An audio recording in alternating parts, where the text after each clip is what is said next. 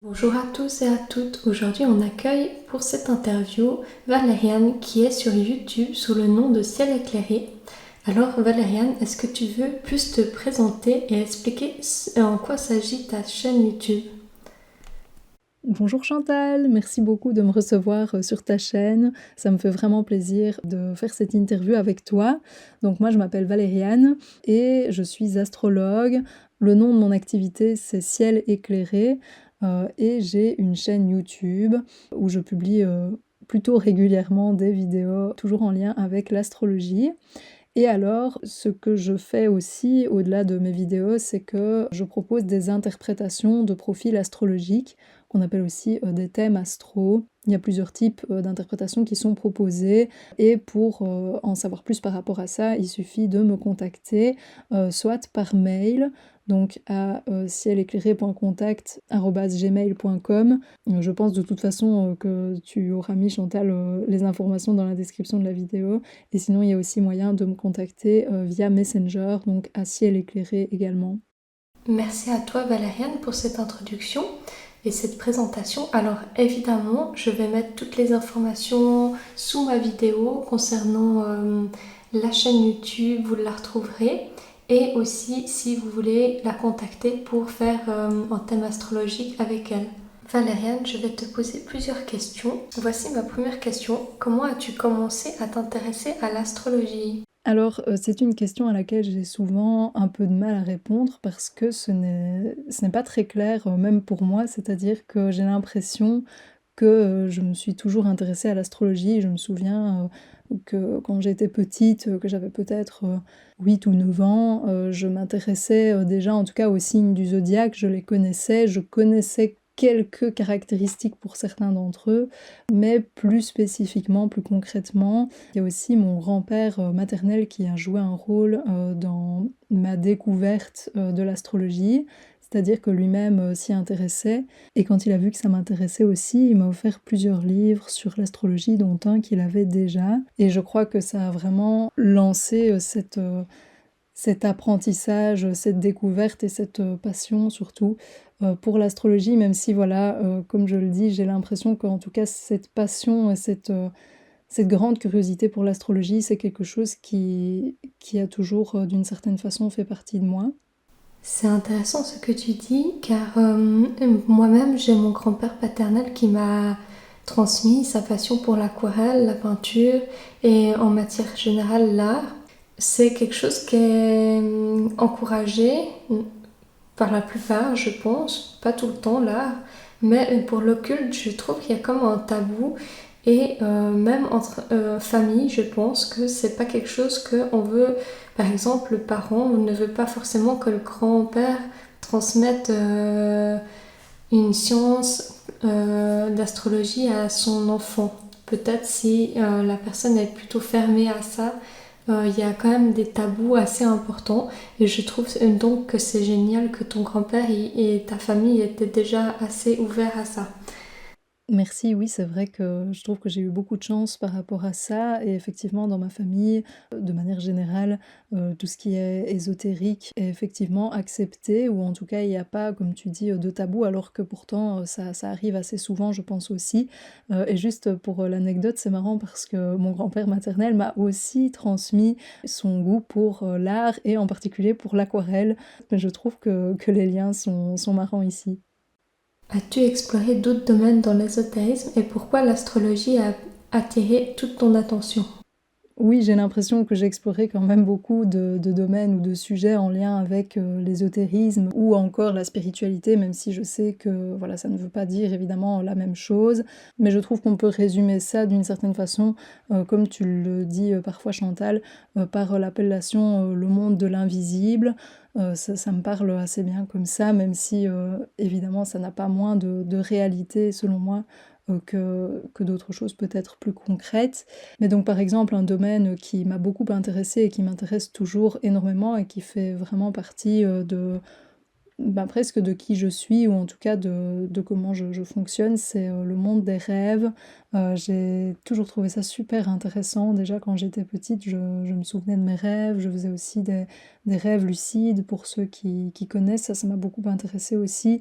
Et puis toujours, dans ce monde de «l'invisible» entre guillemets, ce qui m'intéresse aussi, c'est la vie après la mort, tout ce qui concerne l'âme, éventuellement, la réincarnation. Je sais que ça fait déjà des ponts avec certaines religions ou en tout cas avec la spiritualité. Tout ça justement, tout ce qui est, spirituel, ça m'intéresse énormément. Et puis aussi ce que, l'être humain est capable de faire, comme par exemple, prédire l'avenir, avoir certaines intuitions, avoir, une empathie extrêmement développée et cetera. Ça me fascine aussi. Sinon, je suis aussi, beaucoup intéressée par, le tarot ou les oracles. Ça depuis moins longtemps, je dirais que ça doit faire, peut-être 6 ans à peu près. Mais voilà, je pense qu'on peut dire en résumé que l'ésotérisme, de manière globale et les sujets qui s'y rapportent, c'est quelque chose qui m'intéresse énormément, qui m'intrigue beaucoup, qui m'a toujours intriguée et je pense que ça va continuer. Et donc j'ai hâte d'en découvrir encore plus. Mais donc, effectivement, l'astrologie est vraiment, quelque chose qui ressort spécifiquement pour moi. Comme je l'ai dit tout à l'heure, c'est quelque chose qui me donne l'impression d'avoir toujours été présent en moi. C'est une passion, que j'ai l'impression d'avoir toujours eue, mais je retrouve dans l'astrologie énormément d'éléments qui, de manière, générale ou conceptuelle, m'attirent beaucoup, comme le fait que c'est mystérieux, selon moi, qu'il y a, des images, des symboles, et puis il y a aussi le fait que c'est une sorte de langage ancestral dans le sens où l'astrologie a été pratiquée depuis très très longtemps et j'aime bien me dire que ça a été transmis entre guillemets de génération en génération ou plutôt de civilisation en civilisation. Et tout ce qui touche à un autre langage aussi, ça m'attire toujours énormément. Et puis j'ai aussi l'impression que l'astrologie met en scène le fait que tout est lié, que tout est relié, c'est-à-dire que le ciel et les êtres humains entre eux sont connectés. C'est une pensée ou une philosophie ou un sentiment qui me tient fort à cœur. Et puis je crois que vraiment quelque chose en particulier qui m'a beaucoup attirée vers l'astrologie, c'est le fait qu'ici en Occident en tout cas, l'astrologie est beaucoup utilisée dans un sens plus psychologique et que je vois ça alors, ou en tout cas qu'au départ j'ai surtout vu ça comme une façon de mieux se connaître et de mieux connaître les autres, ou en tout cas de pouvoir les comprendre via cet outil ou ce langage qu'est l'astrologie. Et je pense que ça peut toujours être précieux d'avoir, un nouveau langage, un nouveau regard à poser sur soi, et sur les autres pour amener, plus de compréhension et puis, tout simplement parce que ça m'intéresse énormément de comprendre profondément les autres et moi-même, même si évidemment c'est quelque chose qui peut se faire et que je fais moi-même aussi par d'autres chemins, que l'astrologie. Les rêves, c'est quelque chose qui m'intéresse énormément aussi. C'est drôle que tu parles de ça. Et il y a différents types de rêves, je trouve. Et je pense que j'arrive pas encore à bien interpréter les rêves plus symboliques, même si je connais et je me suis penchée un tout petit peu sur les symboles. Je sais pas si tu aurais des livres à transmettre que je transmettrais en barre d'infos, des livres de référence sur les rêves qui t'ont inspiré. Et concernant la sortie de corps, j'ai lu un livre récemment qui parlait d'une dame qui avait eu un grand accident et un enfant en fait qui avait eu un accident de cheval à cheval et qui était partie en sortie de corps et dans le coma pendant je crois un mois. Je suis pas exactement sûre du temps, c'était pas vraiment je crois qu'elle en a parlé vite fait du temps, mais le temps est comme justement coupé et elle parlait de ça et comme elle est revenue d'entre les morts et de cette vie d'au-delà. Et comme elle est repartie avec des séquelles et comme comme elle a résilié cette épreuve. Et je trouve fascinant qu'est-ce que l'humain il est capable de faire aussi par rapport à comme il arrive à se relever d'épreuves aussi. Je trouve fascinant par rapport à ça. Oui, comme toi, je trouve ça vraiment fascinant, vraiment incroyable et de voir aussi, à travers, l'histoire que tu racontes en particulier, je pense que je n'en ai pas entendu parler, mais que en fait, ces expériences qu'on pourrait qualifier, disons, d'ésotériques ou de paranormales, voire de spirituel, eh bien qu'elles ont un lien vraiment concret et direct, en tout cas, avec, notre expérience, sur cette terre et que ça peut avoir des influences positives, comme tu dis, par exemple, dans la résilience, sur, la vie d'une personne. Quand tu as décidé de te lancer dans l'astrologie, as-tu reçu des critiques ou des réactions sceptiques? Ou bien as-tu choisi de garder cela secret pour le début? Alors bizarrement, je ne pense pas avoir reçu, tellement de critiques ou de remarques disons, négatives ou sceptiques en tout cas vis-à-vis, de mon activité d'astrologue. J'ai en fait plus reçu, des critiques concernant mon intérêt, certains appellent ça une croyance, pour, l'astrologie, par le passé, donc plutôt quand j'étais adolescente et même après donc quand disons c'était moins officialisé.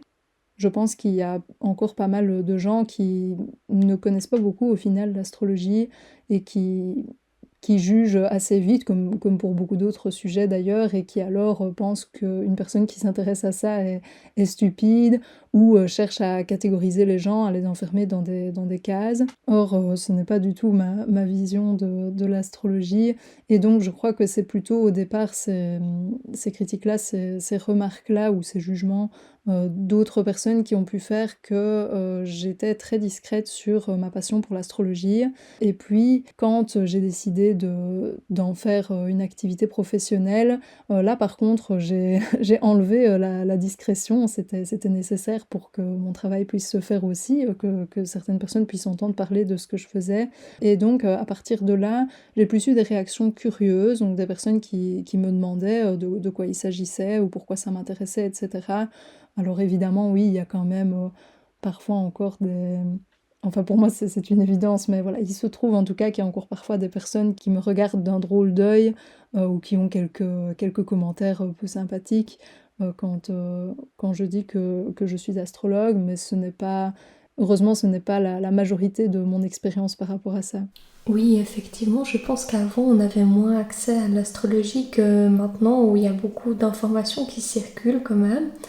Et on voyait beaucoup ça d'une façon, les personnes adultes en tout cas, voyaient ça comme l'horoscope ou quelque chose de peu sérieux, sans connaître vraiment que c'est plus vaste et puis une science précise à la fois. Penses-tu que l'astrologie révèle une destinée déjà tracée pour chacun de nous ou au contraire qu'elle laisse une place importante au libre arbitre? Comment concilies-tu ces deux idées dans ta pratique? Alors j'adore cette question et en même temps je la trouve, très compliquée ou plutôt je trouve que c'est un sujet qui peut être complexe. Évidemment, c'est toujours une question de point de vue personnel, mais en ce qui me concerne, je crois entre guillemets «au libre arbitre» et je ne pense pas que l'astrologie aille à l'encontre de ce principe de libre arbitre.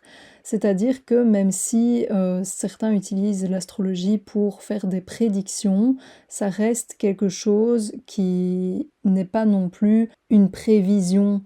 C'est-à-dire que quand on l'utilise pour, prédire quelque chose, l'astrologie peut donner des informations parfois très précises sur, des futurs possibles, mais selon, mes croyances personnelles, aucun futur n'est inscrit dans le marbre et n'est, sûr et certain de se produire. Et puis de toute façon, en l'occurrence, je n'utilise pas l'astrologie, de manière prédictive et donc je trouve que ça enlève déjà, cette espèce de menace au libre arbitre, dans les interprétations que moi je propose et en même temps, il est quand même question dans ce que je fais de l'astrologie en tout cas, de parler à quelqu'un de sa psychologie, on va dire et donc on retrouve un peu le même problème, ben, tiens, est-ce que l'astrologie indique une sorte de nature chez chaque personne qu'on ne pourrait pas modifier?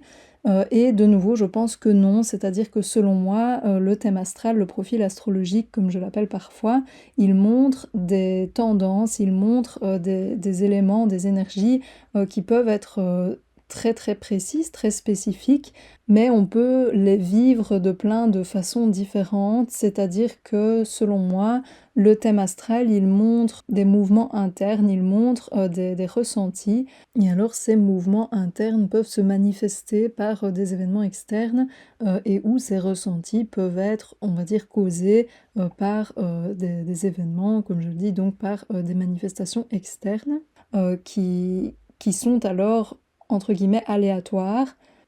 Donc pour donner ici un exemple concret, si quelqu'un a dans son thème astral la planète Saturne, qui représente les challenges et les obstacles qu'on rencontre, qui est située dans la maison 7, qui, de manière générale et simplifiée ici, correspond aux relations un à un, eh bien, ce que ça indique à mes yeux surtout, c'est que de manière interne, cette personne ressent que dans ses relations, ça ne roule pas tout seul, qu'il y a effectivement des embûches, que ça lui demande des efforts.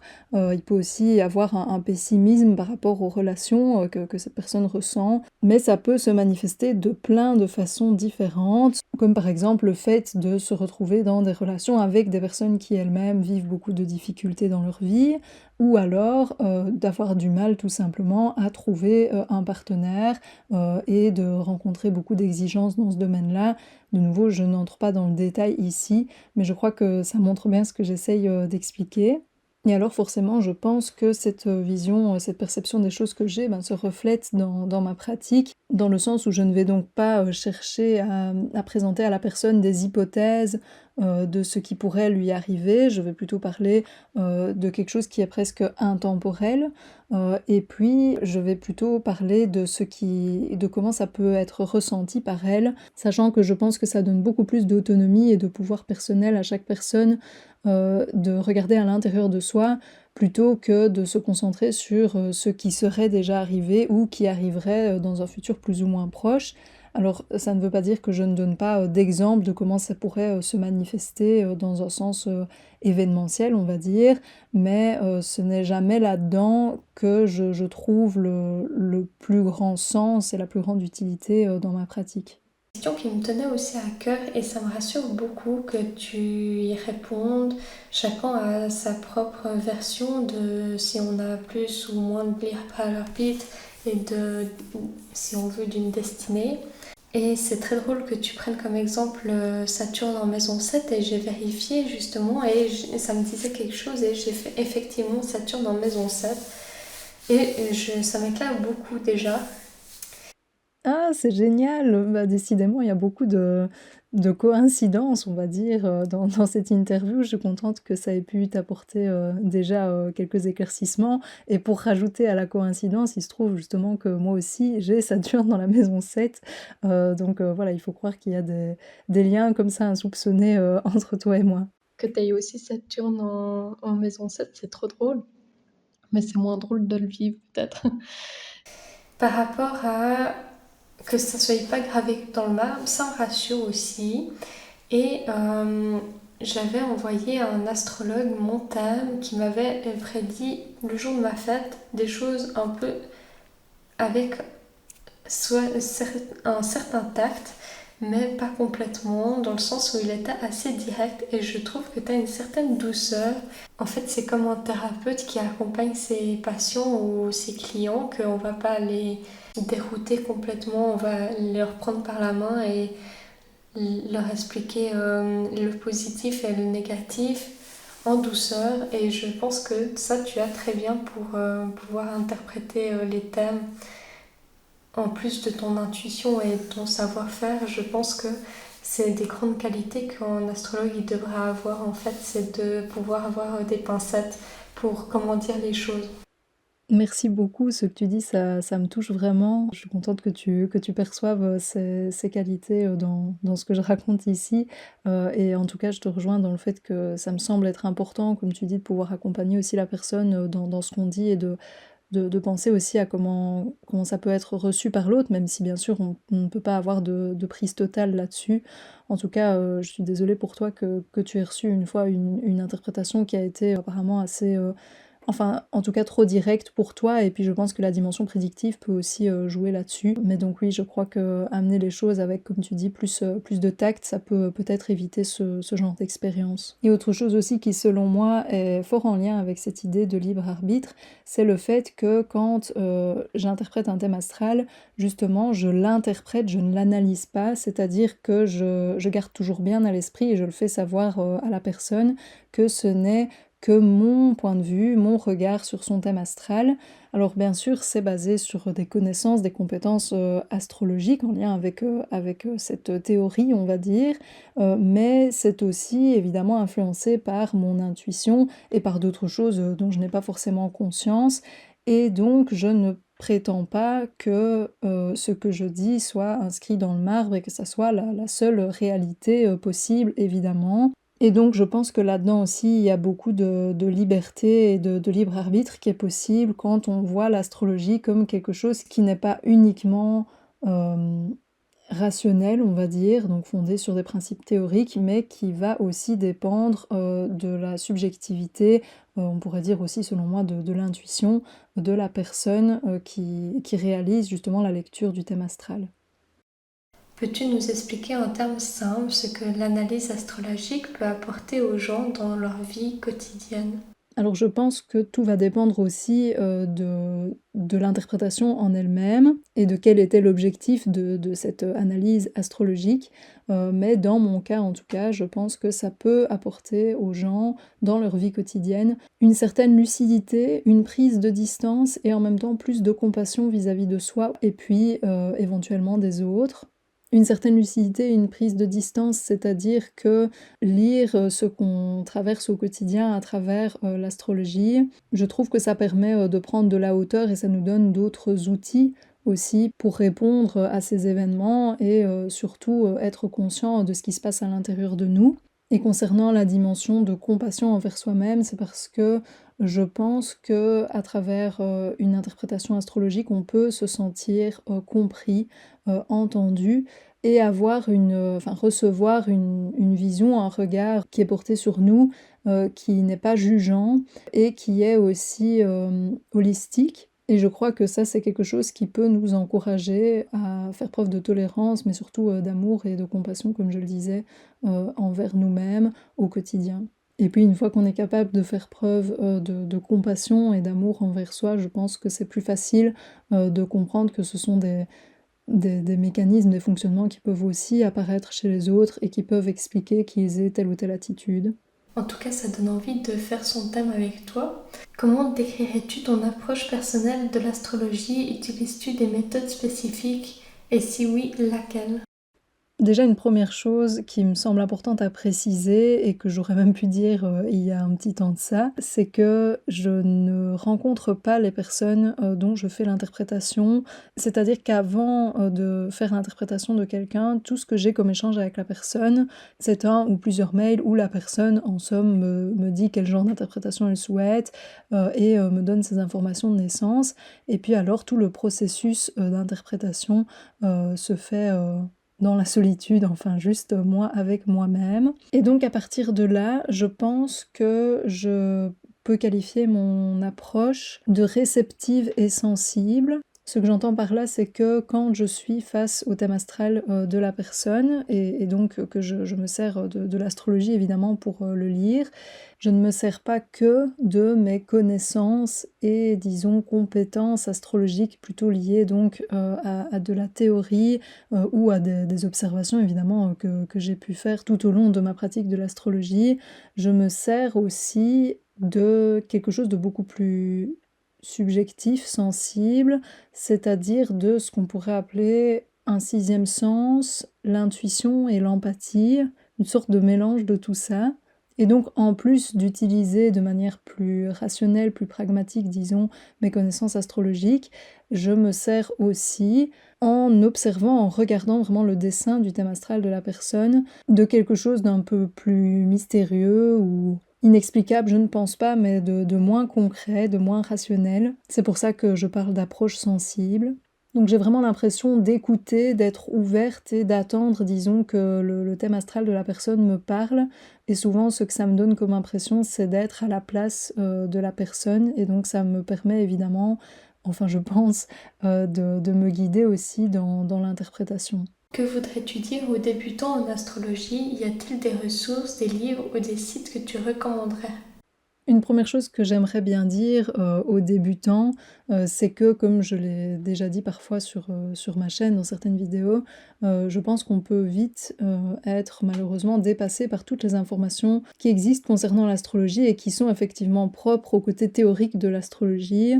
C'est-à-dire que voilà, on entend parler des signes et puis on entend parler, des maisons, puis, des planètes, puis d'astéroïdes, puis d'aspects, qui prennent des noms d'ailleurs qu'on ne connaît pas du tout, comme, un carré entre, Pluton, et Chiron qui est rétrograde. Enfin voilà, ça peut vite devenir un peu du charabia ou un surplus, d'informations et donc ça, je pense que c'est quelque chose qui peut malheureusement être un peu bloquant dans, la découverte de l'astrologie et donc pour ça, une sorte de conseil général que j'aurais pour les personnes que ça intéresse, c'est d'essayer de garder une certaine structure quand même dans son apprentissage.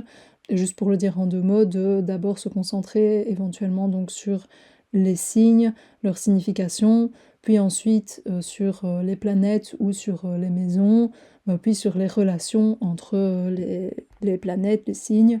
Et à partir de là, je pense qu'on a déjà de bonnes bases. Mais je crois que c'est important aussi, de garder, du fun dans ce qu'on fait et donc, si vous vous sentez attiré évidemment par, un élément, qui n'est pas spécialement débutant en astrologie, ben, allez-y et peut-être que votre chemin, d'apprentissage sera un peu différent, peut-être même un peu chaotique, mais parfois ça peut être amusant aussi. Mais donc, bien sûr, oui, il y a des ressources qui peuvent être utiles.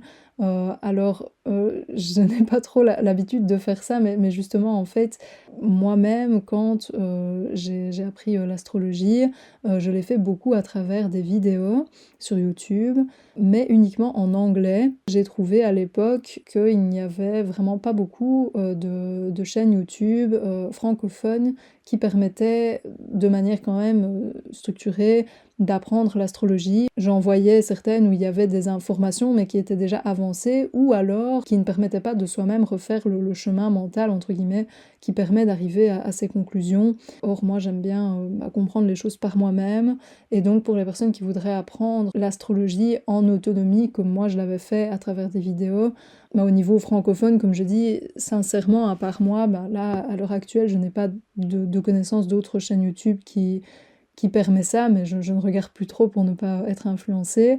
Mais par contre, dans tout ce qui est anglophone, je m'excuse d'avance pour la prononciation, mais la chaîne YouTube de Hannah's Elsewhere, donc Hannah est ailleurs, c'est très complet, mais il faut revenir vraiment au début parce que ça fait plusieurs années qu'elle fait des vidéos et maintenant c'est quand même plutôt avancé. Et alors comme site internet pour les débutants, je recommanderais astrothème.fr et autres, je pense que ça existe en plusieurs langues. Et alors même si les informations disponibles sur ce site sont très riches, je pense que c'est quand même important, ou en tout cas ça l'est à mes yeux, de nouveau dans une idée d'apprentissage qui va plus en profondeur, de ne pas juste retenir par cœur. Je trouve que ce serait fort dommage. L'astrologie, ça parle de choses qui se passent à l'intérieur de nous et autour de nous, et donc observer justement ce que nous-mêmes on vit ou ce qu'on remarque dans l'expérience des autres et les mettre en lien avec l'astrologie et les connaissances qu'on est en train d'acquérir, ça me semble donner beaucoup plus de sens et peut-être de motivation ou en tout cas de profondeur à cet apprentissage. Et alors comme livre pour les débutants, honnêtement, il n'y en a aucun qui me vient à l'esprit vraiment pour les débutants. Mais je sais qu'un livre qui est très intéressant sur les maisons, c'est de Alexander Ruperti, et le titre c'est La roue de l'expérience individuelle, les maisons astrologiques. Voilà, ça je trouve que c'était un livre très intéressant et qui sortait de l'ordinaire par rapport à ce qu'on peut lire d'habitude dans ce domaine. Oui, je te rejoins complètement sur le fait qu'on a des connaissances limitées quand même en français, en tout cas dans les milieux ésotériques. Je pense aussi à l'astrologie, toutes les sciences occultes aussi. Et de se mettre à l'anglais, c'est vraiment un plus. Et si, parce que je dis ça parce que moi-même, je suis en train d'apprendre l'anglais pour aller plus loin dans mes connaissances et de mon apprentissage. Et on peut mettre les vidéos en anglais, sous-titrées en français sur YouTube pour avoir la traduction si vraiment on ne comprend pas. C'est possible aussi, c'est une astuce aussi de changer le temps de lecture, de mettre plus lentement si on a du mal. C'est possible aussi. Si tu pouvais faire évoluer l'astrologie ou son image dans le monde, que souhaiterais-tu changer? As-tu une vision particulière pour l'avenir de cette pratique? Merci vraiment beaucoup pour tes questions. Ça me fait vraiment plaisir de pouvoir en discuter.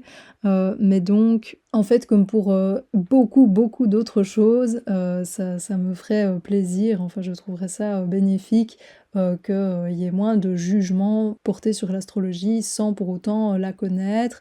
Je trouve que avoir une idée arrêtée et jugeante sur quelque chose alors qu'on n'est pas informé sur ce quelque chose, c'est voilà, c'est peut-être caractéristique de l'humain, mais je trouve ça dommage. Donc j'aimerais qu'il y ait plus d'ouverture ou au minimum en fait plus de respect basique par rapport à l'astrologie, que ce soit quand on ne la connaît pas ou même quand on s'y est intéressé et que ça ne résonne pas en nous et que ça nous semble voilà, ne pas faire sens. En fait, même dans ce cas-là, je trouve que ce serait chouette que chacun respecte les intérêts des autres et si l'astrologie peut amener du positif, peut être enrichissante pour certaines personnes, bah, c'est génial. Et alors un peu de la même façon, je trouve que ce serait chouette qu'il y ait moins de nouveau de jugement ou de dévalorisation d'un certain type d'astrologie et d'un autre type d'astrologie.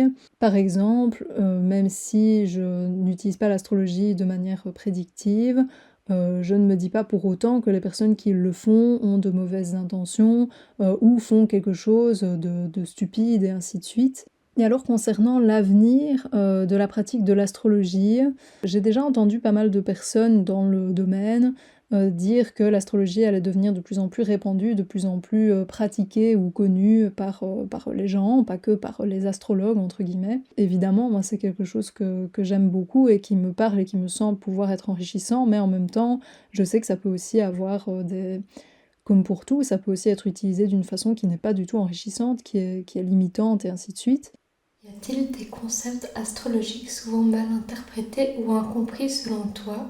Comment clarifierais-tu certaines idées erronées auprès des personnes qui nous écoutent?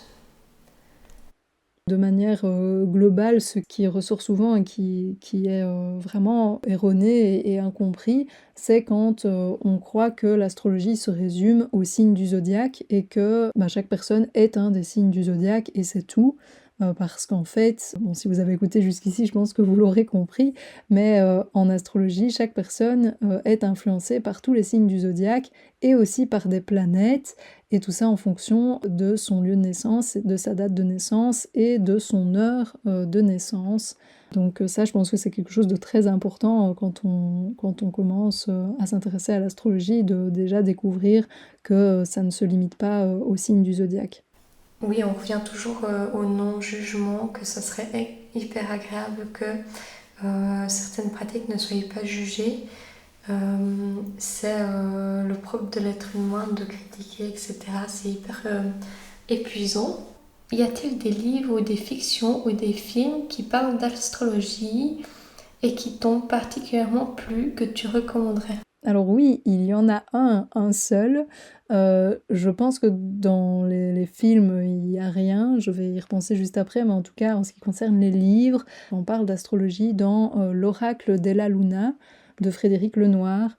J'adore ce roman, je le trouve magnifique, très émouvant et très riche. Donc voilà, dans ce livre, il est question de l'astrologie et en plus d'une façon qui est documentée et où il y a un mélange donc d'informations et je dirais d'histoire, disons, sur l'astrologie. Et évidemment, bah, ça montre l'une des façons de pratiquer et de percevoir l'astrologie, mais je trouve que c'est fait bah, d'une manière qui est vraiment fascinante et puis au sein d'une histoire, d'un récit qui est très prenant. Moi, j'avais vu une série qui s'appelle, peut-être vous la connaissez, Le guide astrologique des cœurs brisés, c'est une série Netflix. Il y a 2 saisons et ils ont arrêté à la deuxième saison alors que ça pouvait se continuer. Je ne sais pas du tout s'ils vont la continuer, mais c'est très léger et puis sympa. C'est une comédie romantique, je ne sais pas si je l'ai dit, et j'ai passé un bon moment, mais c'est pas hyper profond par rapport au livre que tu proposes, j'imagine. Alors le livre que tu mentionnes, je ne le connais pas du tout, ça a l'air très intéressant et assez profond. Et par rapport aux créateurs de mode, je crois que certains se sont inspirés de l'astrologie pour recréer des vêtements. Il y a une anecdote sur Christian Dior qui aurait ouvert sa maison parce qu'il a consulté une astrologue qui consulte régulièrement, qui s'appelle, je vais chercher, Madame Delahaye, je ne sais pas comment ça se dit. Et donc, il lui a demandé si c'était le bon moment pour ouvrir, qu'il avait la possibilité d'ouvrir sa maison de création. Et elle a regardé astrologiquement, elle lui a dit qu'il n'y aurait pas une deuxième chance qui se représenterait et que c'est le moment que vous devez choisir pour créer la maison Christian Dior. J'ai trouvé que c'était assez rigolo comme anecdote.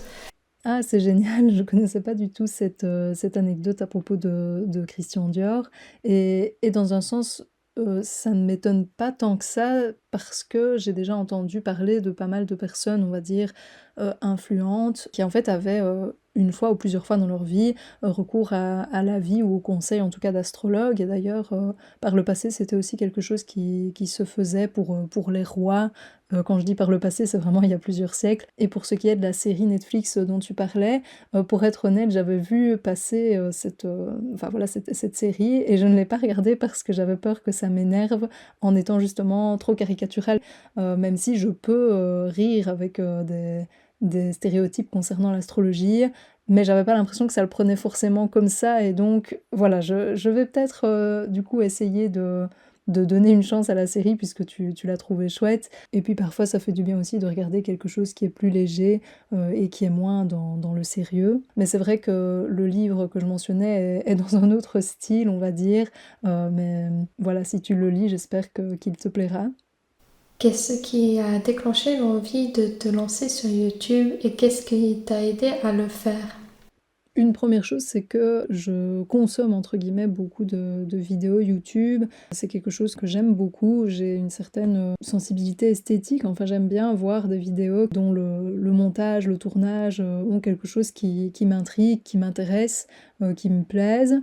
Alors ne vous attendez pas à ce que moi, mes vidéos soient des chefs-d'œuvre de tournage ou même d'un point de vue esthétique. Malheureusement, c'est pas encore le cas, ça ne le sera peut-être jamais. Mais donc déjà, voilà, j'ai quand même un intérêt pour la vidéo, on va dire. J'aime bien apprendre de nouvelles compétences aussi, et donc ça m'a attirée voilà, de pouvoir retourner des vidéos, de mettre un petit décor, etc., d'imaginer pouvoir faire une intro et ainsi de suite. Donc ça, c'est une première chose.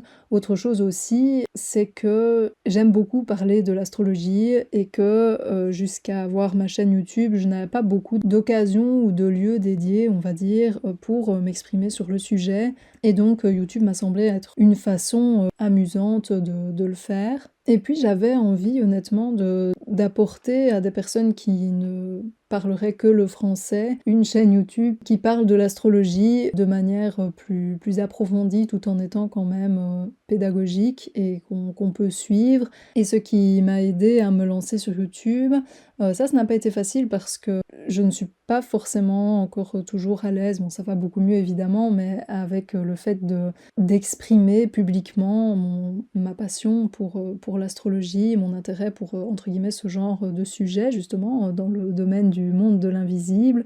Et donc quelque chose qui m'a aidé par rapport à ça, c'est une sorte de programme que j'avais suivi à l'époque, donc il y a quelques années, une sorte de coaching collectif. C'était avec France Drillon qui m'a conseillé de tourner tout de suite une première vidéo sans trop me prendre la tête et qu'ensuite ça pourrait éventuellement rouler tout seul et c'est en quelque sorte ce qui s'est passé. Alors bien sûr ça demande du travail, mais ce que je veux dire par là, c'est que je pense que ça a vraiment été aidant, de bien intégrer que quelque chose n'a pas besoin d'être parfait, pour être commencé et clairement mes compétences, dans ce qui peut être mis en lien avec YouTube ne sont pas au top, à tout point de vue, mais c'est pas grave en fait parce que je pense que ce n'est pas ça, l'essentiel.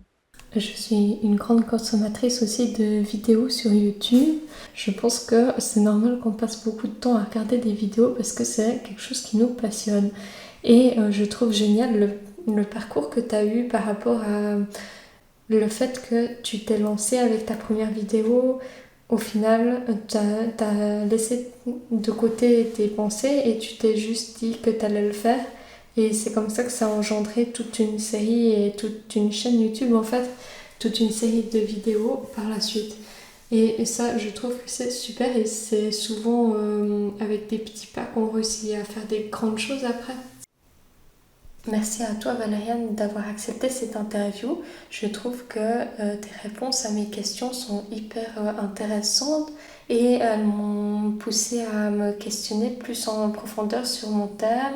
Merci à toi et je te dis à bientôt. Merci à tous d'avoir suivi cette interview. Merci beaucoup à toi Chantal de m'avoir proposé de faire cette interview, ça m'a vraiment fait super plaisir et ça m'a fait chaud au cœur aussi. Je suis toujours contente de pouvoir rencontrer d'autres personnes qui sont intéressées par des domaines qui m'intéressent aussi. Et puis je trouve que tu fais les choses avec beaucoup de gentillesse.